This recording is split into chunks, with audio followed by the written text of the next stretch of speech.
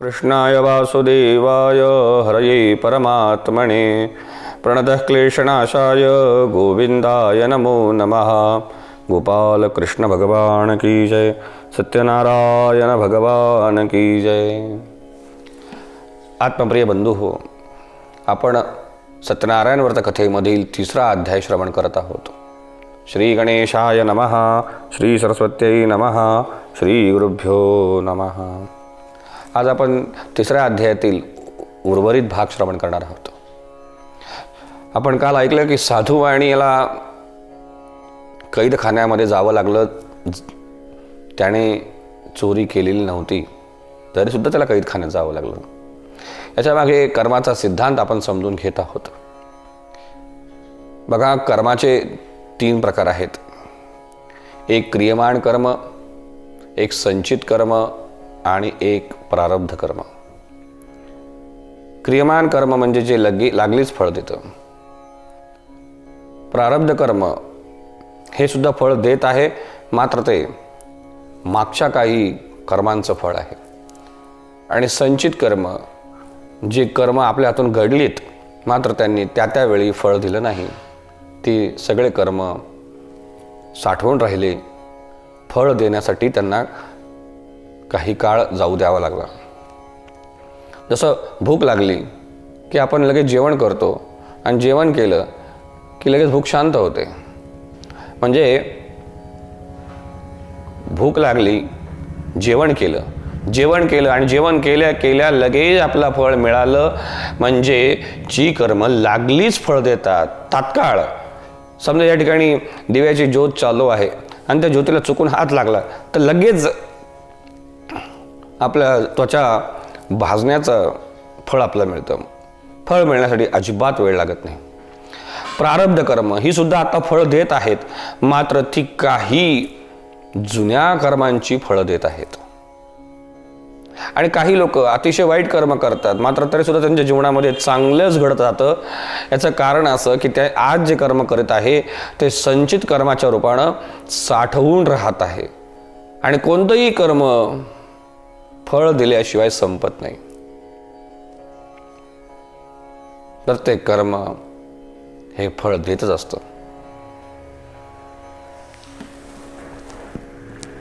जसं प्रभू श्रीरामांच्या वडिलांकडून श्रावण बाळाला बाण लागला आणि त्याच्या आईवडिलांनी शाप दिला की तू पुत्र शोकाने मरशील। मात्र हा शाप ज्यावेळेस श्रावण बाळाचे आईवडील देत होते त्यावेळेस दशरथांना पुत्र नव्हती। मात्र हा शाप सिद्ध होण्यासाठी, हे कर्माचं फळ मिळण्यासाठी म्हणून त्यांना 4 पुत्र झाली आणि त्यांच्या मृत्यूच्या वेळेस एकही पुत्र त्यांच्या जवळ नव्हता। पुत्र पुत्र करत, राम राम करत त्यांनी प्राण सोडला। पुत्र शोकाने त्यांनी प्राण सोडला। पुत्राच्या विरहात त्यांनी प्राण सोडला। काही वर्षापूर्वी हातून घडलेली हत्या आणि त्यामुळे मिळालेला शाप, याचं फळ त्यांना हे काही वर्षानंतर मिळतंय। हे झालं संचित कर्म। प्रारब्ध कर्माच्या रूपानं फळ मिळते, प्रारब्धाच्या रूपानं ते फळ मिळतंय। तसं साधूवाण्यानं चोरी केलेली नव्हती, मात्र साधूवाण्याला मागच्या कर्मांचं फळ हे आज मिळतंय। आज जर तो चांगलं कर्म करत असेल तर याचं फळ मात्र पुढे भविष्यात मिळेल। यासाठी एक सुंदर रूपक आहे।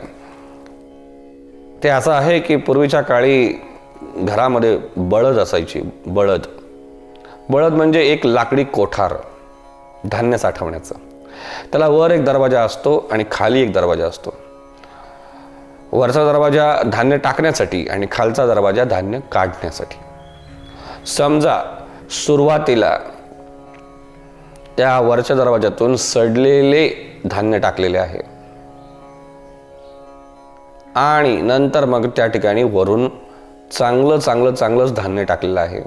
आणि बळदमधून जर धान्य घेण्याची वेळ आली, खालचा दरवाजा उघडला तर पहिल्यांदा कोणतं धान्य येणार आहे बाहेर? तर सडलेलं धान्य, जे काही दिवसांपूर्वी टाकलेलं आहे। आज जरी आज जरी वरून चांगलं धान्य टाकत असाल तरी सुद्धा काही दिवसांपूर्वी, काही वर्षांपूर्वी जे सडलेलं धान्य टाकलेलं आहे तेच तर पहिल्यांदा येणार आहे. आणि तेच संचित कर्म आज प्रारब्धाच्या रूपानं भोगावं लागतंय साधुवाण्याला. साधुवाण्याला चोरी केलेली नसतानाही मात्र यातना, दुःख हे जीवनामध्ये आज भोगावं लागत आहे. जेलमध्ये जावं लागत आहे. मित्रांनो, त्या ठिकाणी भरीत भरून शरीराला व्याधी झाल्या, अन्न पाणी वेळेवर मिळेना. अन्न पाण्यासाठी दारोदार भिक्षा मागण्याची वेळ लीलावती कलावतीवर सुद्धा आलेली आहे. एकदा भिक्षा मागत असताना कलावतीला रात्री घरी यायला उशीर झाला.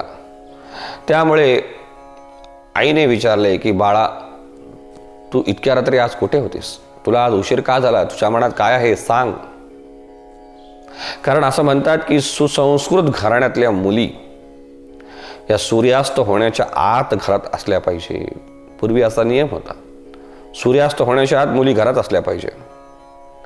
आणि असंही म्हणतात की सूर्यास्त होईपर्यंत पुरुष मात्र घरात नको.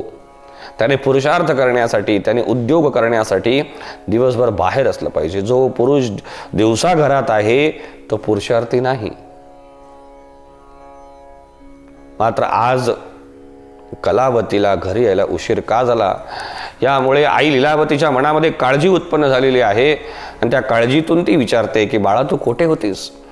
तेव्हा ती सांगते की आई, एके ठिकाणी सत्यनारायणाचं पूजन चाललं होतं. मला तीर्थप्रसाद घेण्याची इच्छा झाली आणि म्हणून मी त्या ठिकाणी थांबले आणि म्हणून मला घरी यायला उशीर झाला. आई मुलीच्या मुखातून भगवान सत्यनारायणाचं नाव श्रवण केल्यानंतर कलावतीला सत्यनारायण व्रताची आठवण झाली, भगवंताला केलेल्या नवसाची आठवण झाली आणि आपल्या जीवनामध्ये हे महादुःख का आले याचं कारण तिला कळून चुकलं. आणि म्हणून तिने मनोमन निश्चय केला की उद्या आपण सत्यनारायणाचं व्रत करायचं, भगवंताचा नवस फेडायचा. दुसऱ्या दिवशी सकाळी एका विद्वान ब्राह्मणांना बोलवून तिने सत्यनारायणाचं व्रत पूर्ण केलं. शास्त्रोक्त पद्धतीने व्रत केलं, मनोभावे व्रत केलं, श्रद्धेने व्रत केलं. आणि संपूर्ण व्रत झाल्यानंतर भगवंताला हात जोडून माफी मागितली की भगवंता, आमच्याकडून तुमचा नवस फेडण्यासाठी, सत्यनारायणाचं पूजन करण्यासाठी खूप उशीर झाला. आम्ही आमची चूक मान्य करतो. मात्र आता आम्ही आपलं पूजन केलेलं आहे. आम्ही आपल्याला प्रार्थना करतो की आमचे पतिदेव आणि आमचे जावई सुखरूप घरी येऊ द्या. आणि बघा भगवंत किती दयाळू आहेत. एवढे वर्ष लावले सत्यनारायणाचं व्रत करण्यासाठी, मात्र भगवंताने कृपा करण्यासाठी एका दिवसाचाही, एका रात्रीचाही उशीर केला नाही. आणि भगवंताने त्याच रात्री चंद्रकेतू राजाच्या स्वप्नात जाऊन सांगितलं की राजन, आपण आपल्या बंदीशाळेत जे 2 वैश्यवाने ठेवलेले आहेत त्यांना उद्या सकाळी सोडून द्या, कारण ते माझे भक्त आहेत. चंद्रकेतू राजा ही धार्मिक वृत्तीचा होता, भगवंतावर विश्वास ठेवणारा होता. आणि बघा पूर्वीचे राजे किती सत्यवान होते. अशाच प्रकारे सत्यवान हरिश्चंद्राची कथाही प्रसिद्ध आहे. राजा किती सत्यवान आहे की त्याला स्वप्न काय पडलं ते दुसऱ्या दिवशी दरबारात तो जसेच्या तसे सांगतोय. आपलं पडलं स्वप्न सुद्धा तो लपवून ठेवत नाही. स्वप्नात दान केलेली संपत्ती राजा हरिश्चंद्रानं दुसऱ्या दिवशी खरोखर दान केली. आणि त्याच नगरीमध्ये स्मशानभूमीमध्ये कामाला तो राहिला. त्या स्मशानभूमीतलं कामही इतकं प्रामाणिकपणे केलं की ज्या दिवशी त्याची पत्नी त्याच्या मुलाचं प्रेत घेऊन आली त्यावेळेस सरकारी कर भरल्याशिवाय आपल्या मुलाच्या प्रेतालाही त्याने परवानगी दिली नाही स्मशानभूमीत जाळण्यासाठी. एवढा सत्यवादी हरिश्चंद्र राजा होता. ही आमची संस्कृती होती. चंद्रकेतू राजाही असा सत्यवान होता. त्याने दुसऱ्या दिवशी सकाळीच साधुवाण्याची आणि जावयाची राजदरबारात बोलवून सुटका केली, राजदरबारात बोलवून त्यांचा सन्मान केला, त्यांची जप्त केली सगळी संपत्ती त्यांना परत दिली. हे भगवंताचे भक्त आहेत, यामुळे त्याने आणखीन तितकीच संपत्ती साधुवाण्याला परत दिली. म्हणजे दुप्पट संपत्ती घेऊन साधुवाणी आपल्या जावयासह आपल्या नगरीकडे आनंदाने निघालेला आहे. या ठिकाणी सत्यनारायण व्रत कथेमधील हा 3रा अध्याय समाप्त होतो. सत्यनारायण भगवान की जय. गोपाल कृष्ण भगवान की जय.